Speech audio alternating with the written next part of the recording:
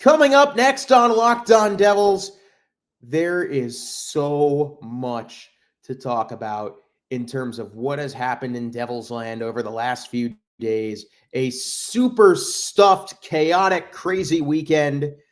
And it's only fitting that I'm recording this from Savannah because you can say that things are, in fact, bananas. Cue the intro.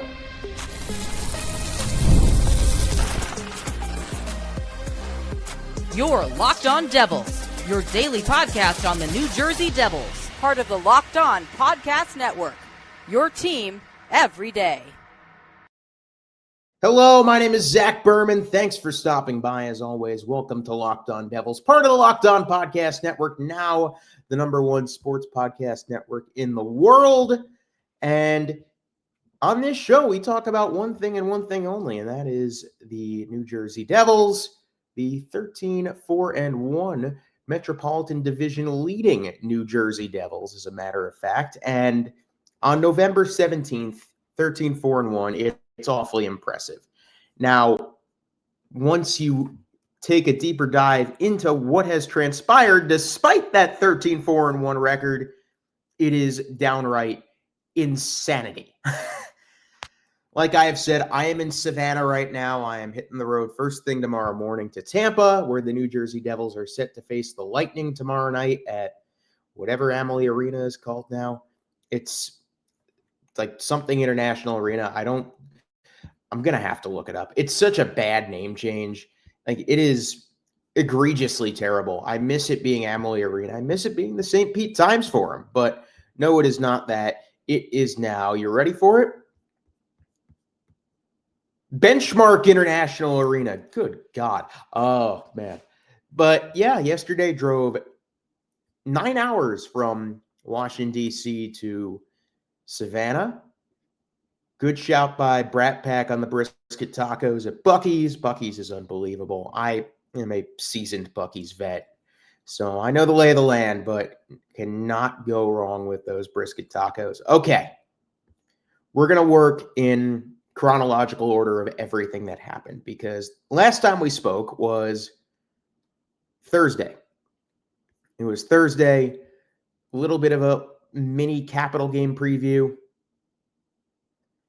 Had the Nemec heroics in Chicago. And Friday morning, I had recorded a Washington game preview with Trey Matthews, a reunion show of sorts that is now a bit of a lost episode. And I'll release it at some point because about 2 hours after I hit end recording, I decided to, be on good behavior in Washington. It's a gorgeous day. I decided to go on a run. And I'm running through Georgetown, and I get a notification on my watch, on my Apple Watch, from a group chat that I'm in. That's all Devils fans on Twitter. And people are screaming about Jack Hughes cutting his hand at a dinner in Chicago, and Frank the Tank was supposedly involved. And I thought I was getting sent-held, to be completely honest with you. So I laughed it off, and I get back to the hotel, and I open up my phone, and I want to know, drop in the comments, where were you? What was your immediate reaction to the Elliot Friedman news Tsar Bomba of sorts? I guess we can call it that at a team dinner at Chicago Cut in Chicago on Thursday, the Devils had a day off on Thursday, Jack Hughes leaned too hard on a glass, supposedly. That's what Christy Flannery reported on Friday night. And the glass shatters. And I don't know what kind of glass it was, if it was a wine glass or, lower spirit glass. That hurts. And Jack Hughes now has glass all through his hand, and is very seriously injured. I gave my immediate reaction on the pod. I don't believe we knew the full timetable of the recovery when I recorded. I think we were all just hoping and praying it wasn't a season ender. Because the Devils, it might be dicey the next 2 months, and I'll really get into what and how they can ride the wave without Jack Hughes. But there was a chance, and wounds, hands are very delicate. Like if you slice a tendon or something like that, that could be months long. Could never be the same player again if something happens in the wrong spot. So everyone's just kind of holding their breath collectively. No, Frank the Tank was not. He happened to be having his birthday dinner at the same restaurant as the New Jersey Devils where the incident supposedly occurred. No, Frank the Tank was not there for the incident itself. Frank the Tank was not responsible for the incident. And if you're a New Jersey Devils fan that is review bombing Chicago Cut, please stop doing that. That is a terrible look. At the end of the day, it is an accident, it is an honest-to-God mistake. This is a family business. Like, do not do that. That is a horrible look for the restaurant that they don't deserve and the New Jersey Devils fan base as a whole. So, yeah, stop doing that, please. But keep in mind, the Jack Hughes injury, which I guess one more thing, whoever tipped off Elliot Friedman that this had happened, you are a hero, because I'm going to tell you what would have happened if Elliot Friedman did not find out about this injury. The Devils closed off practice on Friday in Chicago. It was only an internal affair. There was no, Amanda Stein wasn't tweeting from it. There was no presser. There was no Sheldon Keefe interview. No, nothing. We wouldn't have seen the lines. We all would have been blindsided in Washington on Saturday when everyone sees that there is no 86 on the ice for pregame warm-ups at Capital One Arena. Sheldon Keefe only spoke for the first time after the Jack Hughes injury at 4:45 on Saturday night because of a college basketball game at Capital One Arena a few hours prior.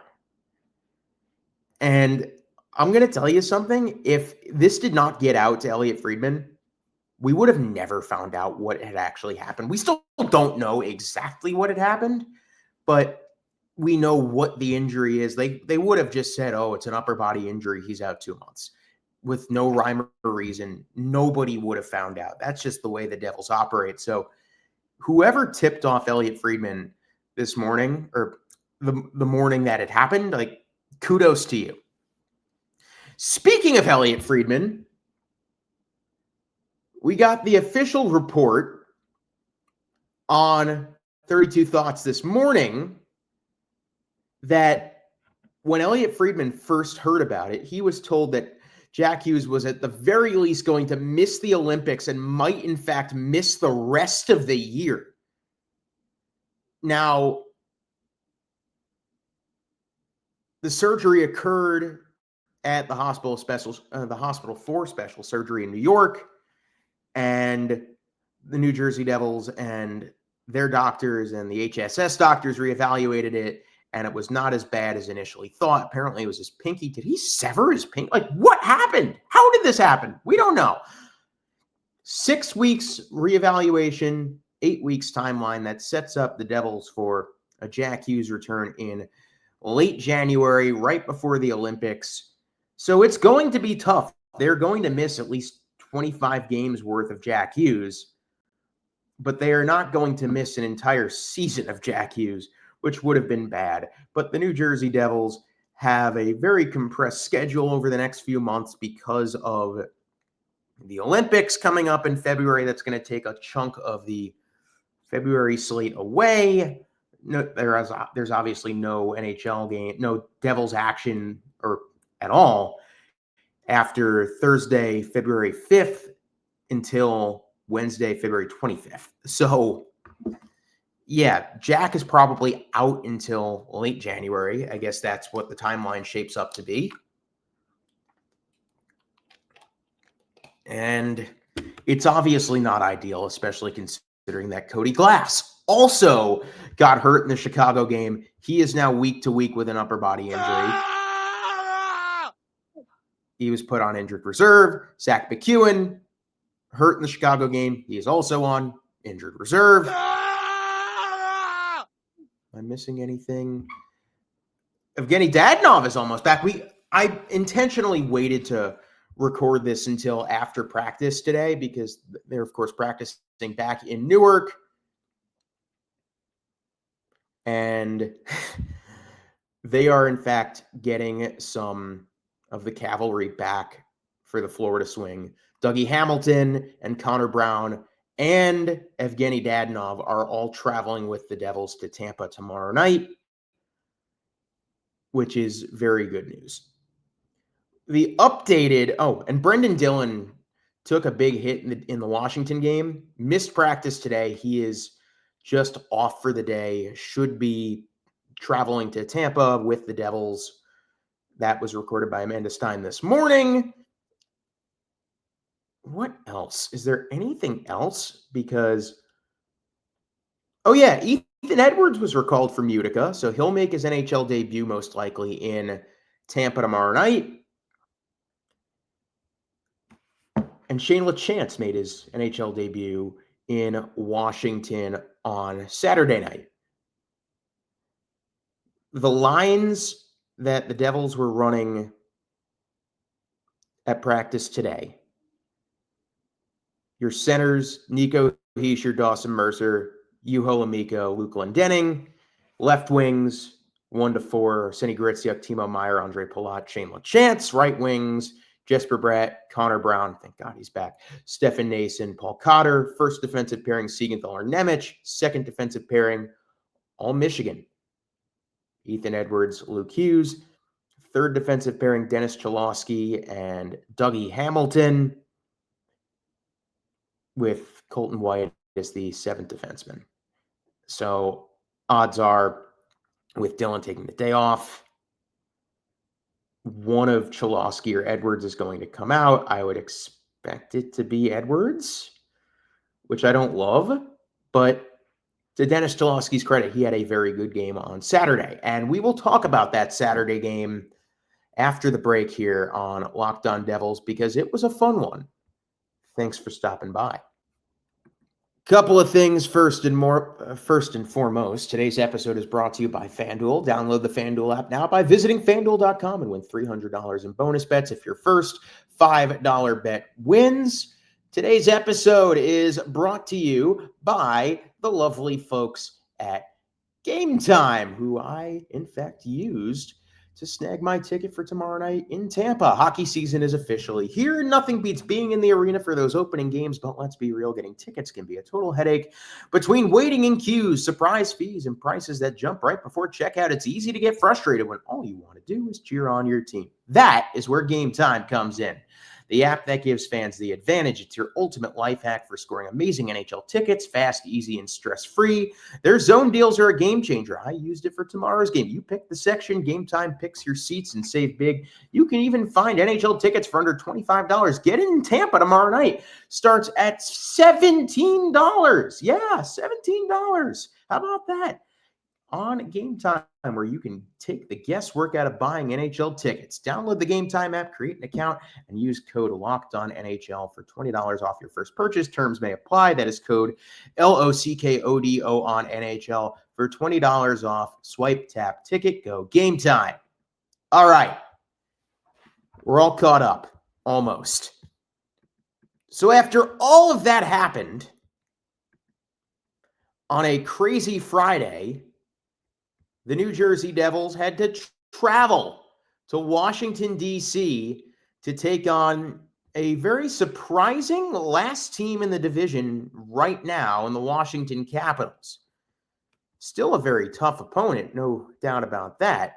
But yes, the Capitals right now only have 18 points. And you might be asking, why do they only have 18 points? Because the New Jersey Devils took care of business, defeating the Caps 3-2 in a shootout. And this was a fun game. I was there. There were a lot of Devils fans there. We had some fun in the upper bowl of Capital One Arena. Okay. So this game begins with some of the sloppier hockey I've seen from a Devils opponent all season long. Capitals committed 3 early penalties in the first 10 minutes of the first period. Just shocking lack of discipline from what I consider to be a very well-coached team overall by Spencer Carberry. But the Devils would capitalize on one of those penalties. Luke Hughes, who had his best game of the season on Saturday night, the primary assist on the power play goal by Arseny Gritsyuk, his 4th of the season. Gritsyuk, who referred to Luke Hughes in his post-game telegram as Genius Junior. After, well, of course, I guess Jack Hughes is Genius Senior now. This was a gorgeous, absolute missile of a one-timer from the right dot. Logan Thompson, who was very good in this game, had no chance of stopping it. Devils 1-0 at 5:05 of the first period. And then late in the first, Alex Ovechkin takes out Jesper Bratt in the corner. Jesper Bratt is down and in pain. And I think this happened right in front of all of us. And I'm going, oh my God, no, not him. Bratt cannot go down here. And while I am sitting here with my eyes glued to number 63 crumpled up in a ball in the corner of the ice, Bratt, right before he took his lick, got it out to Brendan Dillon at the point.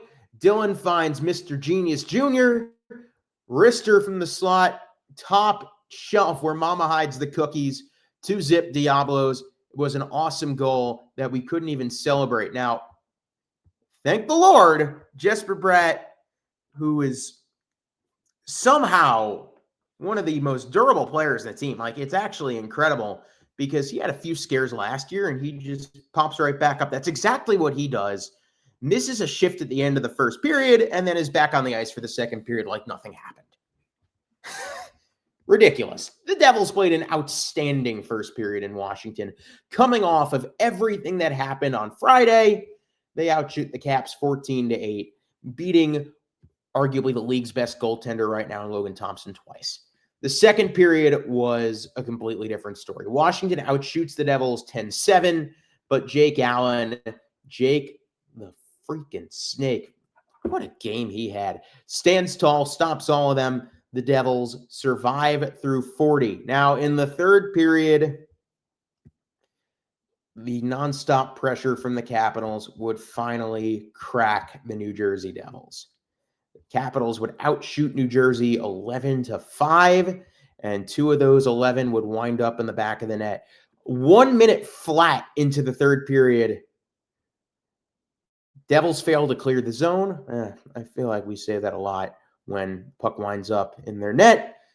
Nice play by Alex Ovechkin, who's still got it, man. He still has it indeed. Jake Allen loses his stick somehow, and Ovi spots Connor McMichael in the slot all alone as Joe Beniatti, the Capitals announcer, called it a layup. It was just that. McMichael, the Devils' killer, open cage, slams it home, 2-1. Less than 7 minutes later, Capitals threatening again. Devils can't get it out of the zone. It went from Ovechkin to McMichael, and then you reverse it. It is McMichael to Ovechkin. Tie game, 902 goals for the grade 8. Admittedly, as a hockey fan, it was really cool to see Alexander Ovechkin score a goal on home ice. Might be his final season in the league. But Ovi, who has been a Devils killer throughout his career, sneaks it on the backhand through the pads of Jake Allen. It's 2-2. And at this point, I'm thinking, okay, they've blown a 2-0 lead. The center depth is killing them. Nico Hischier did not have a great night. And he's definitely battling something. He's nowhere near 100%. And this was Jake Allen just hanging on for dear life. The Devils are hanging on for dear life. Like I said, Washington outshoots New Jersey 11-5 in the third period. And in this spot against a Capitals team that is desperate to climb back into the race, Devils just need to hold on and somehow get a point. They do. Washington gets a point as well. For the 5th consecutive game, the Devils secure at least 1 point. And that's big because when you don't have Jack Hughes, stacking every point you can get is just critical. We turn the page to overtime. The Devils had a very good overtime. They outshoot Washington 5-2. Shimon Nemec robbed on a rebound save by Logan Thompson. Jake Allen then counters with a ridiculous save on Tom Wilson to keep the game tied at 2. And you got the sense at the end of overtime, the Devils are really just slowing it down, holding on to the puck, that perhaps they were more comfortable playing for the shootout. And I made note of this on Twitter. And I don't remember the last time the Devils did enough to inspire confidence in the shootout to the point where I was like, yeah, you know what? Maybe they should hold on to the shootout, because the one thing that Jack Hughes does not excel at is the shootout. Who's one of the best goalies in the National Hockey League in the shootout? Well, that'd be Jake Allen. So with the way things were shaping up, I'm thinking to myself, yeah, they should hold out for the shootout, see what happens, and hope for the best in the skills competition.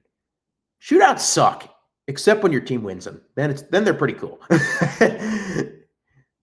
Top of the first inning in the shootout, Dylan Strome beats Jake Allen.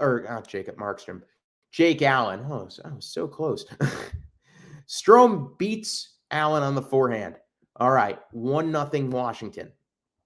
Paul Cotter, who was so good in the shootouts for the Devils, denied by Logan Thompson, who was fabulous today.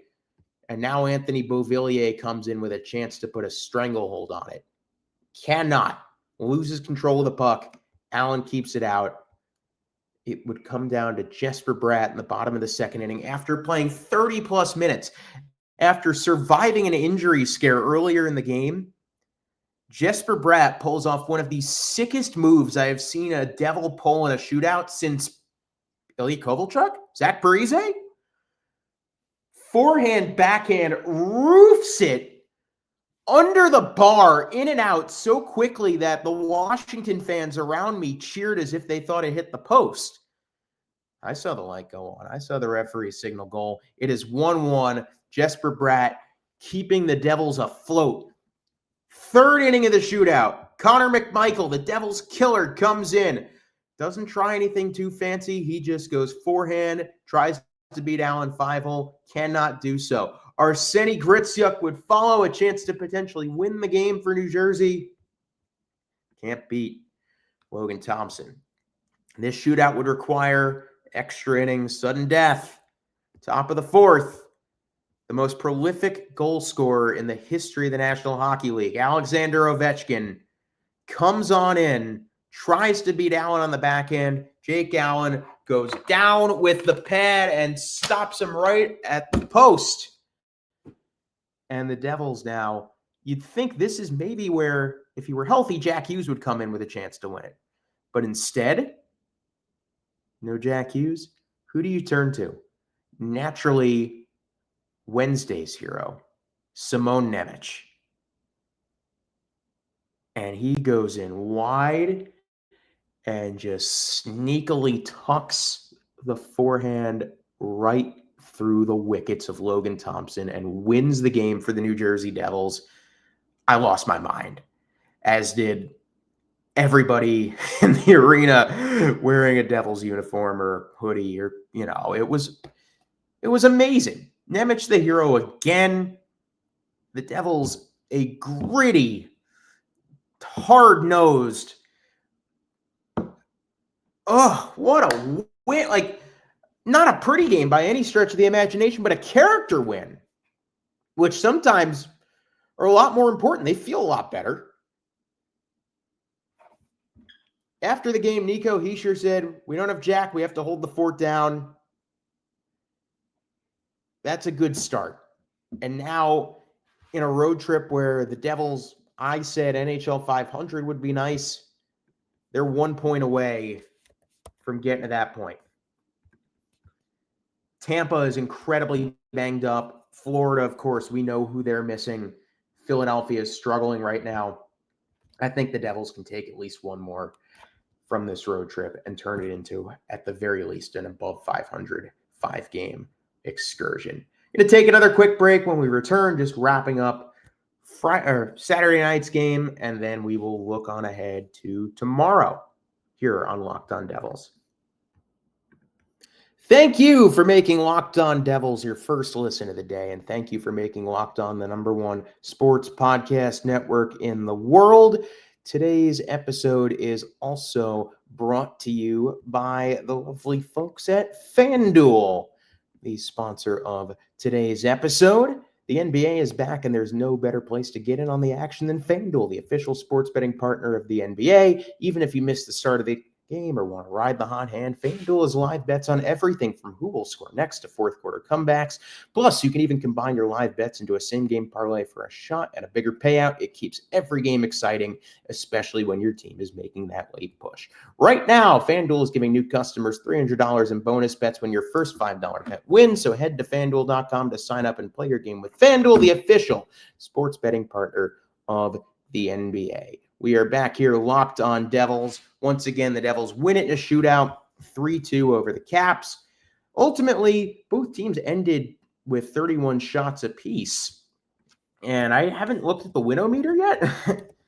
Always fun to look at the deserve to win-o-meter, which oftentimes is the mortal enemy of the New Jersey Devils.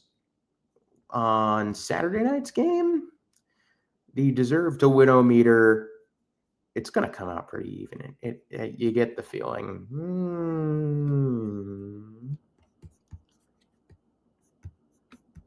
Hold on.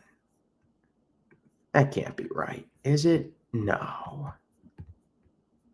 Well, it says 56-44 Caps, but I feel like it always starts at 56-44 before then. So yeah, while that loads, I think ultimately the Devils, between their goaltending and how well they played the first period, I think, deserve to win-o-meter. 50-50, dead even. The Devils outscored Washington in expected goals, 3.41 to 3.33. So yeah, well-played game by both teams, and very well played by both goalies. But the Devils, I guess, ever so slightly played better, and the shootout winds up being the difference maker in the end. So the Devils, tops of the Metro, still by 2 points, a very measly 2 points. And I'd love to talk about what the Devils maybe could do trade-wise to keep things afloat at center. I don't think they're going to make a move because I feel like that would go against everything we've seen Tom Fitzgerald do in these situations. But I will save the trade talk for tomorrow's episode because I think that just will round things out a little bit easier. So thank you, of course, for stopping by. My name is Zach Berman. Appreciate you tuning in to Locked On Devils. And guess what? Thank you for making Locked On Devils your first listen today. For your second listen, check out all the new Locked On NHL Game Night. Every game, every night until a Stanley Cup champion is crowned. Get all the local analysis on a national scale. Find NHL Game Night on Locked On NHL or YouTube or wherever you listen to podcasts.